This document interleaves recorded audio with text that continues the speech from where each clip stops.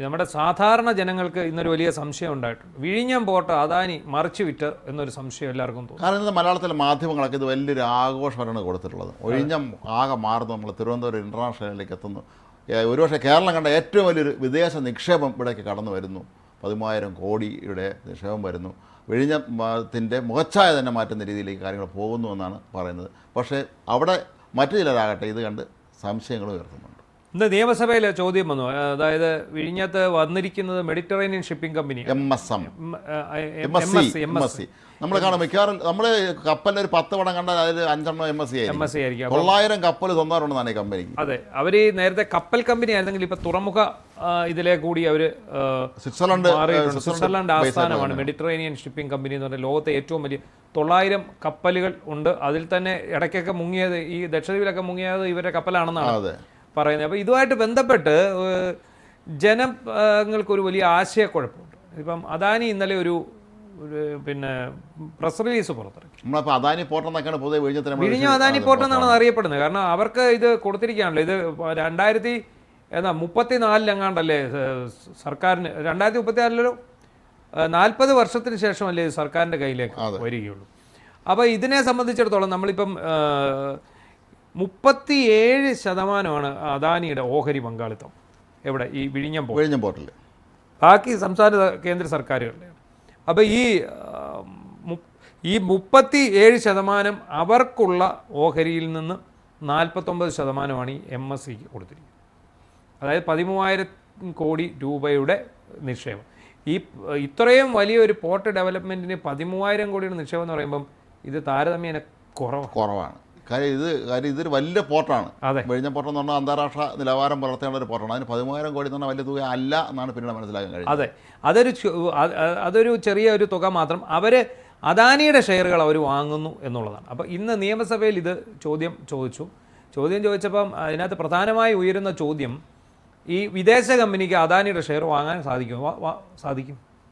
കാരണം അവർ ഓൾറെഡി 2 പോർട്ടിൽ ഇവർ രണ്ടുപേരും കൂടെ ചേർന്ന ഈ ഗുജറാത്തിലും തമിഴ്നാട്ടിലുള്ള 2 പോർട്ടുകൾ അവർ ചേർന്നിട്ടാണ് നടപ്പാക്കുന്നത്. ഇനി വിദേശത്തും ഉണ്ടെന്ന് തോന്നുന്നു അങ്ങനെയുള്ള കാര്യങ്ങൾ. അപ്പോൾ ഇതിനെക്കുറിച്ച് ഇന്ന് വലിയ കാര്യത്തെ ഇത് അദാനിക്ക് തീരെഴുതി എന്നൊക്കെ പറഞ്ഞാണ് ഇവർ വന്നത്. പക്ഷേ സതീശൻ അതിനകത്തൊരു കാര്യം പറഞ്ഞു. അദാനി സംസ്ഥാന സർക്കാരുമായിട്ട് കമ്മ്യൂണിക്കേറ്റ് ചെയ്തിട്ട് ഇത് കൊടുക്കുന്നത് സംബന്ധിച്ച് സംസ്ഥാന സർക്കാരുമായിട്ട് കമ്മ്യൂണിക്കേറ്റ് ചെയ്യണമല്ലോ.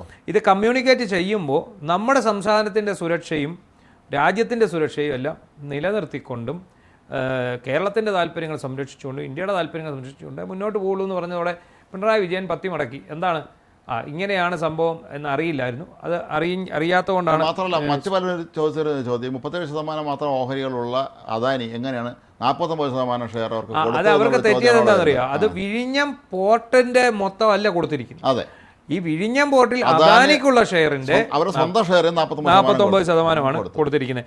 അതാണ് ഇതിനകത്ത് വന്നിരിക്കുന്നത്. അതായത് $139.70 കോടി ഇവിടെ നിക്ഷേപിക്കുക. കേരളത്തിനെ സംബന്ധിച്ചിടത്തോളം ഇതൊരു വലിയ നിക്ഷേപം തന്നെയാണ്. കേരളത്തിൻ്റെ ചരിത്രത്തിലെ ഏറ്റവും ഉയർന്ന വിദേശ നിക്ഷേപമാണ്. ഇന്നത്തെ മാധ്യമങ്ങളെല്ലാം വലിയ ഒരു ഇത് തന്നെയാണ് അതിന് കൊടുത്തിരിക്കുന്നത്. അതായത് തുറമുഖത്തിൻ്റെ നിലവിലുള്ള ശേഷി 16 ലക്ഷം 20 ഫുട്ട് ഇക്വലൻ്റ് യൂണിറ്റിൽ നിന്ന്, അതിന് TEU എന്നാണ് പറയുന്നത്, ഇത് 3.5 മടങ്ങ് വർദ്ധിച്ചിട്ട് 57 ലക്ഷം TEU-ലെത്തി. അതെന്ന് പറഞ്ഞാൽ എന്താ, ഈ കണ്ടെയ്നറുകൾ ഇറക്കി വയ്ക്കാനുള്ള സ്ഥലം, അതിനെക്കുറിച്ചാണ്. അതുപോലെ ഈ അദാനി വിഴിഞ്ഞം പോർട്ട് ലിമിറ്റഡിൻ്റെ മൊത്തം മൂല്യം $285 കോടി എന്ന് കണക്കാക്കിയിട്ട് അതിൻ്റെ 49% ഇവർ നിക്ഷേപിച്ചത്. അപ്പം ഇതിൻ്റെ അനുമതികൾ നിയമാനുസൃതം വേണ്ടി വരും. കേന്ദ്രത്തിന്റെ ഒരുപാട് വകുപ്പുകളുടെ അനുമതി വേണ്ടി വരും. ഇപ്പം ഗുജറാത്തിലെ മുന്ദ്രയിലും തമിഴ്നാട്ടിലെ എന്നൂരിലും ഇവർക്ക് ഇതുണ്ട്. അത് ചരക്കു നീക്കത്തിൽ സ്ഥിരത, അതുപോലെ വർധനം.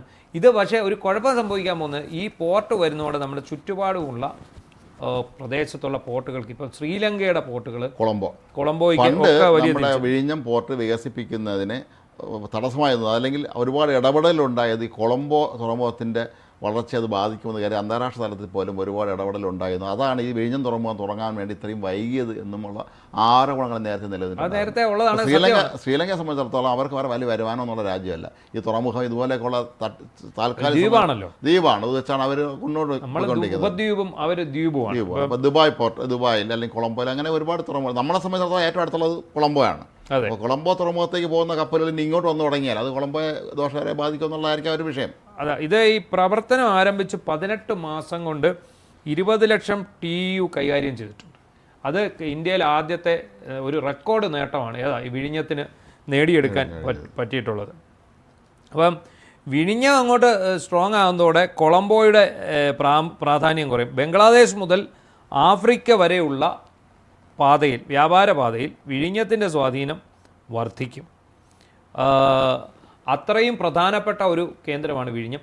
ഇതിപ്പോൾ ഡെവലപ്മെന്റ് ചെയ്തുകൊണ്ടിരിക്കുകയാണ്. ഇപ്പോൾ തുടങ്ങിയതൊന്നും അല്ലല്ലോ യഥാർത്ഥ വിഴിഞ്ഞം പോർട്ടെന്ന് പറഞ്ഞത്. ഡെവലപ്പ് ചെയ്യാൻ റെയിൽവേ ലൈൻ വരണം, ഭൂഗർഭപാത വരണം, അങ്ങനെ ഒരുപാട് പണികളുണ്ട്. അതും കൂടെ വന്നാൽ മാത്രമേ ഇതിന് സമ്പൂർണ്ണമായൊരു പ്രവർത്തനക്ഷമമാവുകയുള്ളൂ എന്നുള്ളതാണ് അതിൻ്റെ വാസ്തവം. അതാണ് പിന്നെ ഇതുകൊണ്ടുണ്ട് കേരളത്തിനുണ്ടാകുന്ന നേട്ടങ്ങളും പറയുന്നുണ്ട്. ലോജിസ്റ്റിക്സ്, വെയർഹൗസിങ്, കയറ്റുമതി ഇറക്കുമതി മേഖലകളിൽ തൊഴിലവസരങ്ങൾ കൂടും. അതുപോലെ തിരുവനന്തപുരം കേന്ദ്രീകരിച്ച് വ്യവസായ ഇടനാഴികളും ലോജിസ്റ്റിക് ഹബ്ബുകളും വരും. തുറമുഖ വികസനത്തിനും അനുബന്ധ അടിസ്ഥാന സൗകര്യത്തിനും അധിക മൂലധനം, രാജ്യാന്തര കപ്പൽ കമ്പനികളുടെ സേവനം, ഇത്രയും വരും. മാത്രമല്ല ഇതിലൊക്കെ ഉപരി ലോകത്തിൻ്റെ ഏത് മുക്കിനും മൂലയിൽ നിന്നും ഇന്ത്യയുടെ തെക്കേ അറ്റത്തുള്ള ഒരു തുറമുഖം എന്നുള്ള നിലയിൽ, കേരളത്തിൻ്റെ ഒരു തുറമുഖം എന്നുള്ള നിലയിൽ വിഴിഞ്ഞം അറിയപ്പെടും. നമ്മുടെ പ്രധാന ഒരു കപ്പൽ പാതയാണ് നമ്മുടേത്. മാത്രമല്ല നമ്മുടെ വിമാനങ്ങളെക്കുറിച്ച് തിരുവനന്തപുരം വഴിയാണ് നമ്മൾ രാത്രി നോക്കിയാൽ ഏറ്റവും വിമാനങ്ങൾ കടന്നു പോകുന്നത്. നമ്മൾ റഡാർ ഇതുണ്ടല്ലോ, അത് നോക്കുകയാണെങ്കിൽ ഇതെല്ലാം ഇൻ്റർനാഷണൽ വിമാനങ്ങൾ എല്ലാം തിരുവനന്തപുരം മുകളിൽ കൂടെ പോകുന്നവരാണ്. ഇവർക്ക് ഇവിടെ ഇറങ്ങിയാണെങ്കിൽ ഇന്ധനം നിറയ്ക്കാനുള്ള സംവിധാനം ഉണ്ടെങ്കിൽ അത് ഒരുപാട് വരുമാനം വർദ്ധിപ്പിക്കാൻ അവസരമൊരുക്കും. അതുപോലെയാണ് തുറമുഖവും. സത്യം പറഞ്ഞാൽ നമ്മുടെ തിരുവനന്തപുരത്തിന് തലസ്ഥാനമായിട്ട് പോലും അർഹിക്കുന്ന തരത്തിലുള്ള ഒരു പുരോഗമനം ഉണ്ടായിട്ടില്ല എന്നുള്ള പരമാർത്ഥമാണ്, സത്യമാണ്. അത് തന്നെയാണ് സത്യമാണ്. ഈ തുറമുഖം കൂടി വരുന്നതോടെ കുറച്ചുകൂടി ഒരു മാറ്റം വരും. ഇത് ഒരു പഞ്ചനക്ഷത്ര ആസ്ഥാനമായിട്ട് മാറും എന്നൊക്കെയാണ് നമ്മൾ കരുതിയിരിക്കുന്നത്. കാരണം സാധാരണ ഈ കപ്പലുകൾ വന്നെടുക്കുമ്പോൾ അവിടെ നിന്ന് വരുന്ന ഈ നാവികർ അവരൊക്കെ ഈ തീരത്ത് ഇറങ്ങുമല്ലോ, അതേ പോർട്ടിൽ ഇറങ്ങും. നമ്മുടെ സുഹൃത്തുക്കളൊക്കെ കപ്പലിൽ ജോലി ചെയ്യുന്ന ആൾക്കാരുണ്ട്. അവരൊക്കെ ഇപ്പോൾ അമേരിക്കയിലോ നോർവേയിലോ ജപ്പാനിലോ സ്വിറ്റ്സർലൻഡിലോ പിന്നെ ഇവിടെയൊക്കെയോ പോവുകയാണെങ്കിൽ അവരെല്ലാം തന്നെ അവർ ഏതെങ്കിലും വിധത്തിൽ ഈ തീരപ്രദേശങ്ങളിലേക്ക് തന്നെ ഈ വിഴിഞ്ഞം തുറമുഖം വന്നു. ഈ തുറമുഖം ശരിക്കും കാര്യമായിട്ട് എങ്ങും ചർച്ച ചെയ്യപ്പെട്ടിട്ടില്ല എന്ന് തന്നെ വേണമെങ്കിൽ പറയാം. ആണ് ഇല്ലേ? ഇതിനെ സംബന്ധിച്ചിടത്തോളം പറയുകയാണെങ്കിൽ നമ്മൾക്ക് മലയാളികൾക്ക് വിഴിഞ്ഞം തുറമുഖം എന്തോ ഒരു സംഭവമായിട്ട് നമുക്ക് തോന്നിയിട്ടില്ല. കാരണം നമ്മൾ ഇതിനെ അടുത്ത് കാണാത്തതുകൊണ്ടാണ്. വിഴിഞ്ഞം തുറമുഖം എന്താണെന്ന് നമ്മൾ വ്യക്തമായിട്ട് മനസ്സിലാക്കുകയും പഠിക്കുകയും ചെയ്തത്. ഞങ്ങൾ പോയിട്ടുണ്ടാകും. ഞങ്ങൾ ദിവസം ഈ തുറമുഖം എന്താണെന്ന് കാണിക്കുന്നതിനായിട്ട് നമ്മുടെ ഗസ്റ്റുകളായിട്ട് മാധ്യമപ്രവർത്തകരെ ഈ അദാനി പോർട്ടിൽ കൊണ്ടുപോയിരുന്നു. അപ്പോൾ നമ്മൾ അവിടെ ചെന്ന് കണ്ടു, ഇതിൻ്റെ പ്രവർത്തന രീതികൾ കണ്ടു, അതിൻ്റെ ഓരോ കപ്പലുകൾ വന്ന് അടുക്കുന്നത് എങ്ങനെയാണ്. അപ്പോഴാണ് അവർ പറയുന്നത് ഇപ്പോൾ നിലവിൽ വളരെയധികം സ്ഥലം കുറവാണ്, ഇനി അത് വികസിപ്പിക്കണം. ഈ കപ്പലുകൾ വന്ന് അടുക്കുന്നതിന് വേണ്ടി, അതായത് മദർഷിപ്പുകൾ വരണം.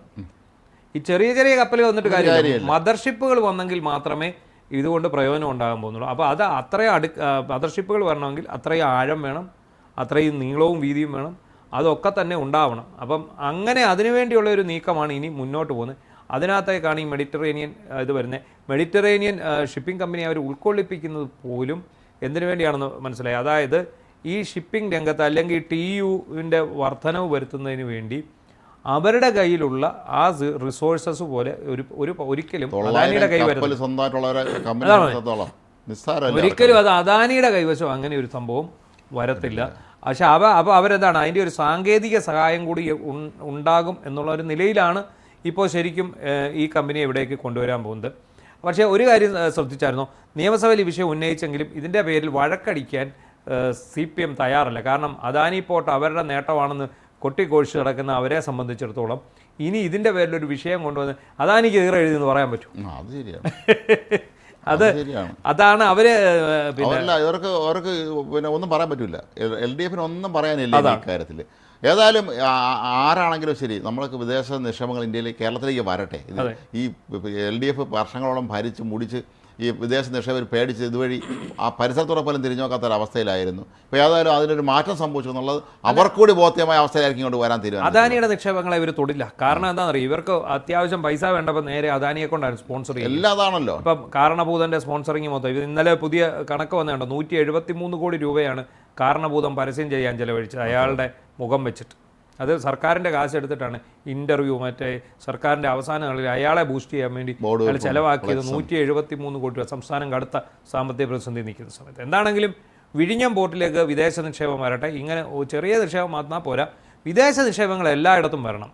എങ്കിൽ മാത്രമേ രാജ്യത്തിൻ്റെ പുരോഗതി, സ്റ്റേറ്റിൻ്റെ പുരോഗതി ഉണ്ടാവുകയുള്ളൂ. അതിനെ എന്താണെന്ന് നോക്കി മനസ്സിലാക്കി അതിനെ എതിർക്കാൻ നിൽക്കാതെ അതിനൊപ്പം ഇതിൽ സുതാര്യത വേണം എന്നുള്ളത് മാത്രമാണ് ഇപ്പോൾ ഉയരുന്ന ഒരു ആവശ്യം. അത്രയേ ഉള്ളൂ.